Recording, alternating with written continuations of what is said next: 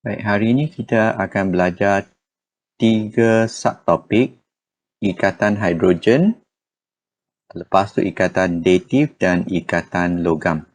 So untuk ikatan hidrogen, kita akan lihat kepada objektif ataupun standard pembelajaran. Selepas pembelajaran hari ini, kita boleh menjelaskan dengan contoh pembentukan ikatan hidrogen dan menerangkan kesan ikatan hidrogen ke atas sifat fizik sebahan. Kita lihat kepada ikatan hidrogen. So, ikatan hidrogen ni adalah ikatan yang kita kata terbentuk antara atom hidrogen dengan atom yang satu lagi yang mempunyai keelektronegatifan yang tinggi. Okay? So, actually ikatan hidrogen ni dia adalah satu daya tarikan lah ya. Daya tarikan antara atom hidrogen, atom hidrogen, mesti ada atom hidrogen dengan atom yang satu lagi yang mempunyai keelektronegatifan yang agak tinggi, contohnya nitrogen, oksigen atau fluorine. So contohnya kalau kita ada molekul air kat sini, H2O, kita dapati bahawa kita akan nampak ikatan hidrogen terbentuk antara hidrogen daripada molekul air satu ni dengan oksigen dengan molekul air yang kedua ni. So ini adalah di sini adalah ikatan hidrogen. Okay, so dia mesti terbentuk antara molekul yang berbeza lah. Makna kalau molekul yang berlainan, makna ini kalau ini molekul satu, ini molekul dua, ikatan hidrogen terbentuk antara molekul satu dan molekul dua yang melibatkan hidrogen dengan satu lagi atom yang keelektronegatifan yang lebih tinggi. Baik, contoh kita lihat kepada semula air. So di sini kita kena faham bahawa ikatan antara oksigen dengan hidrogen di dalam molekul yang sama, ini bukan ikatan hidrogen, itu ialah ikatan kovalent. So kita ada molekul air yang satu, molekul air dua, cikgu namakan nama ni satu dan dua. So di sini ada hidrogen dan oksigen yang akan membentuk ikatan hidrogen. So daya tarikan yang terbentuk tu adalah agak kuat. So daya tarikan tu kita panggil sebagai ikatan hidrogen. So antara hidrogen dengan oksigen. So contoh untuk kita bincangkan ikatan hidrogen, kita nak tunjuk ikatan hidrogen dalam hidrogen fluorida HF. Okey, molekul HF dengan molekul HF yang lain. So kita kena lukislah HF macam ni. So antara hidrogen dengan F ini adalah ikatan kovalent, ini adalah ikatan kovalent. Tapi bila molekul yang berlainan, ini yang kita panggil sebagai ikatan hidrogen. So sama juga kalau NH3 kita ada NH3 dengan NH3 molekul yang satu lagi. Okey. So di sini kita boleh bentuk ikatan hidrogen. So kita lihat kepada sini.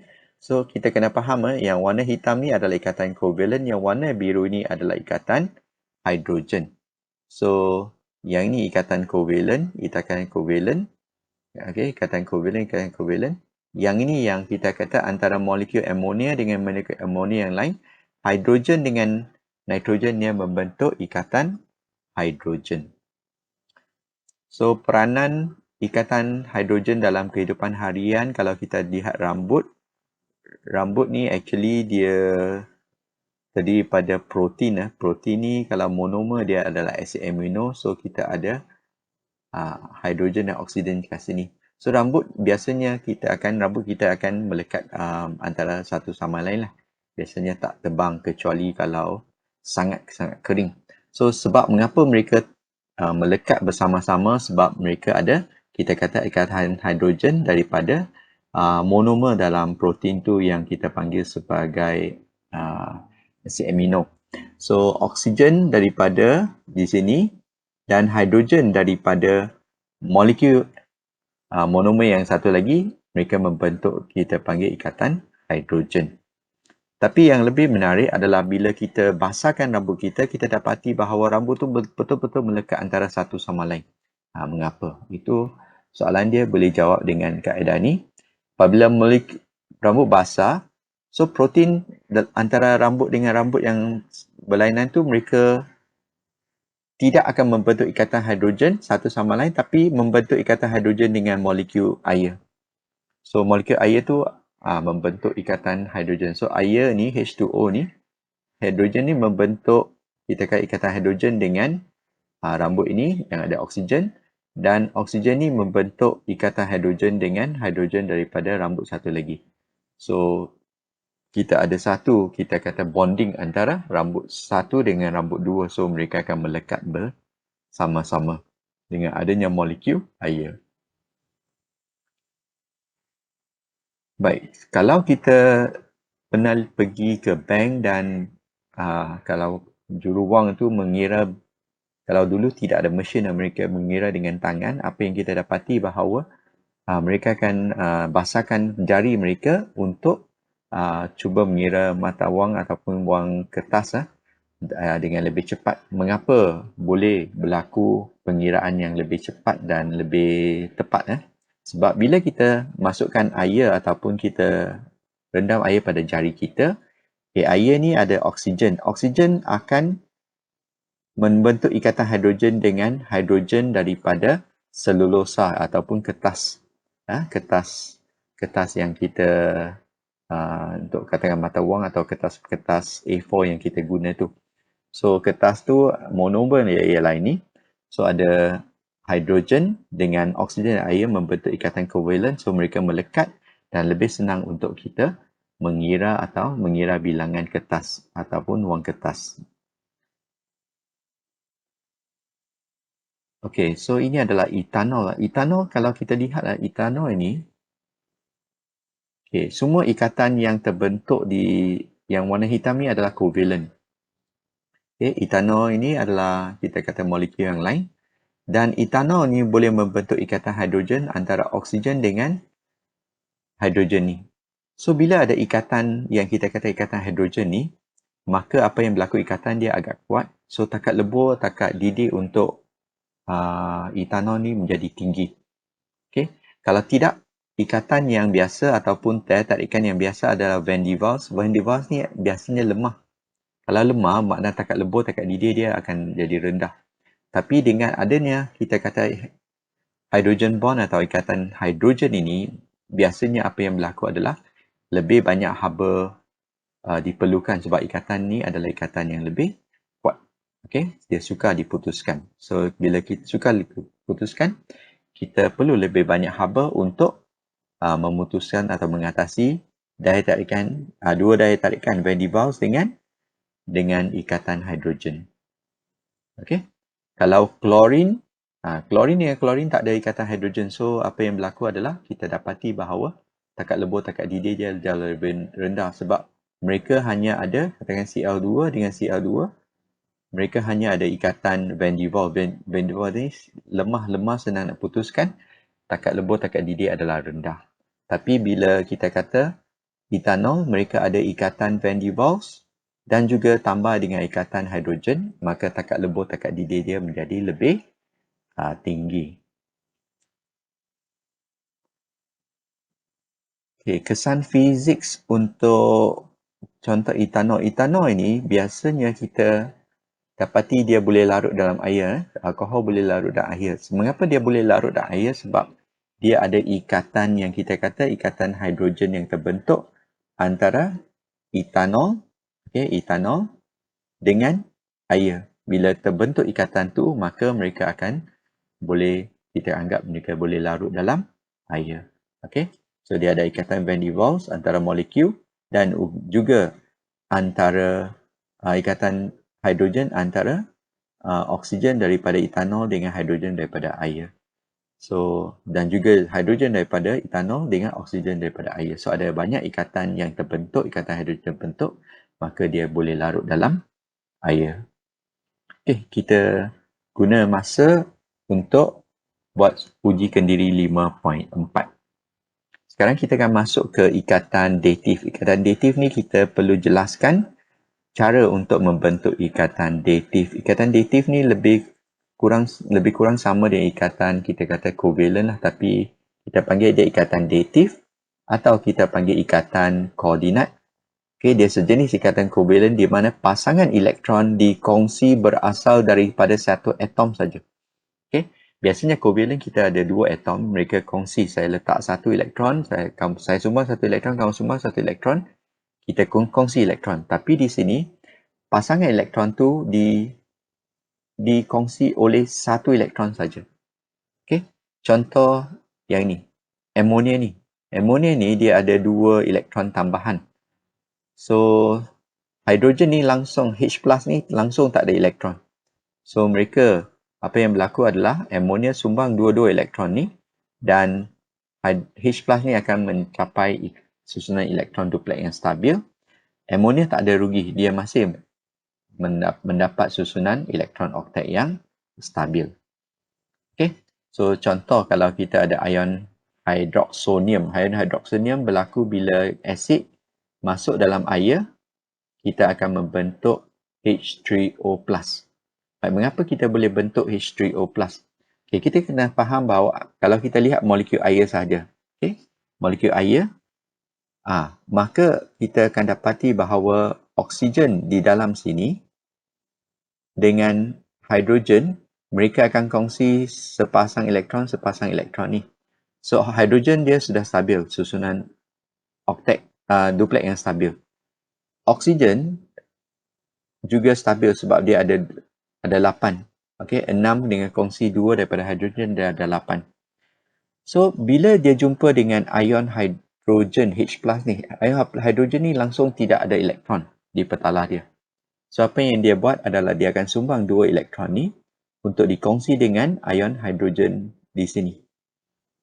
Okay, so dua-dua elektron ini akan disumbang oleh molekul air. So, itu yang kita panggil sebagai ikatan datif. Maka kita akan bentuk H3O+ di mana semua di sini akan mencapai susunan oktet atau duplex yang stabil. Okay, ya. So, kita boleh bincang dari segi macam mana amonium terbentuk. Amonium ni sama dengan kita kata contoh ikatan datif. So, mula-mula kita lihat nitrogen ini, dia ada 5 elektron. So, dia perlu 2 elektron lagi. So, 3 elektron lagi untuk stabil sebab dia 2.5. So, dia perlu 3. So, dia akan kongsi 3. So, hidrogen akan kongsi 1 di sini, kongsi 1 di sini, kongsi 1 di sini. Bermakna hidrogen sudah stabil.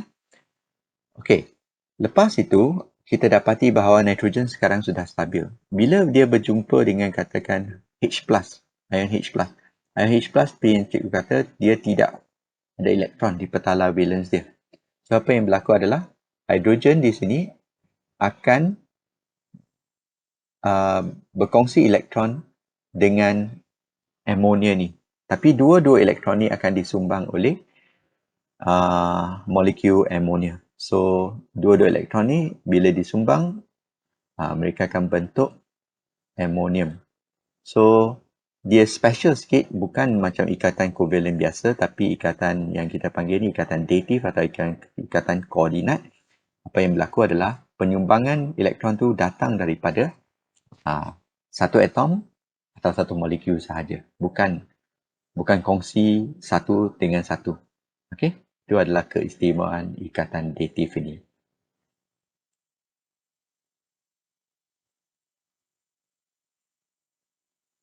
Okey, kita teruskan. Okay, ini adalah tentang soalan uji kendiri 5.5. Kita buat sebagai kerja rumah. Dan kita terus kepada ikatan logam. Ikatan logam, kita perlu, lepas pembelajaran hari ini, kita perlu tahu menerangkan pembentukan ikatan logam dan menakul sifat kekondaksian elektrik logam. So, logam kita tahu boleh mengalirkan elektrik. Right? Mengalirkan elektrik. Dan pengaliran elektrik itu disebabkan oleh pengaliran elektron. Okay? So, logam-logam, okay? Logam-logam, logam ni dia hanya satu unsur saja. Kalau magnesium. Kalau kuprum saja. So, semua ni boleh mengalirkan elektrik sebab ada elektron bebas. So, katakan kita ada logam di sini. Okay, semua logam ada elektron. Okay. So atom logam biasanya tersusun dengan rapatlah dan teratur sebab mereka dalam keadaan pepejal. So mereka ada banyak elektron valence. Elektron valence ini boleh didema dengan mudah dan dinyas setempat. Bermakna elektron ini elektron bebas ini mereka tidak ada dalam kedudukan yang tetap. Mereka boleh bergerak-bergerak dan ditempatkan di satu kawasan yang kita panggil sebagai lautan elektron.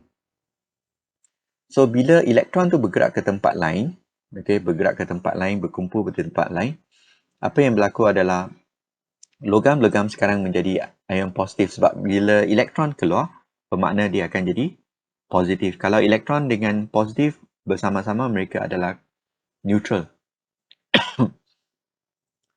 So semua elektron bebas akan dinyas setempat dan bergerak bebas. Mereka bergerak bebas. Mereka akan berkumpul dan kita akan membentuk satu lautan elektron. Lautan elektron maksud dia ada banyak elektron lah. So ada ion positif sebab elektron dah bergerak keluar dan ada lautan elektron yang bercas negatif.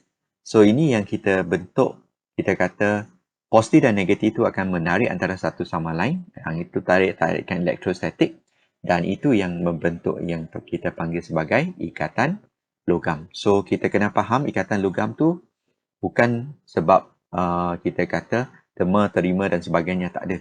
Dia adalah atom-atom logam yang mempunyai elektronnya sendiri yang boleh bergerak-gerak. Mereka bergerak dan terlepas daripada atom yang duduk tepat tu yang kita kata nukleus dia. So elektron tu berkumpul. Bila berkumpul, mereka akan membentuk satu benda yang panggil lautan elektron yang bercas negatif dan nukleus yang tertinggal itu semua bercas positif. So positif dan negatif akan tertarik dan kita panggil dia sebagai ikatan logam. So contoh ini biasa ini kalau sebelum lautan elektron terbentuk, maka ini adalah neutral lah. So elektron valence dengan positif tu meneutralkan antara satu sama lain. Dan apabila kita kata elektron biasanya akan bergerak, so mereka akan berkumpul lah di beberapa tempat yang berbeza. Kita panggil dia sebagai lautan elektron. So ion ini dah jadi positif sebab elektron dah bergerak ke tempat lain. So positif dan negatif akan membentuk ikatan ataupun daya tarikan elektrostatik yang sangat kuat. So elektron dalam atom dinyas setempat di lautan elektron, logam dapat mengkonduksikan elektrik. Kekonduksian elektrik itu kita kena faham bahawa kekonduksian elektrik berlaku sebab pengaliran elektron. Elektron yang berkumpul tu, bila lautan elektron tu kalau ada bekalan elektrik, maka dia akan bergerak dan menyebabkan pengaliran arus elektrik. So bila arus elektrik dibekalkan, elektron bergerak bebas membawa cas daripada terminal negatif ke terminal positif.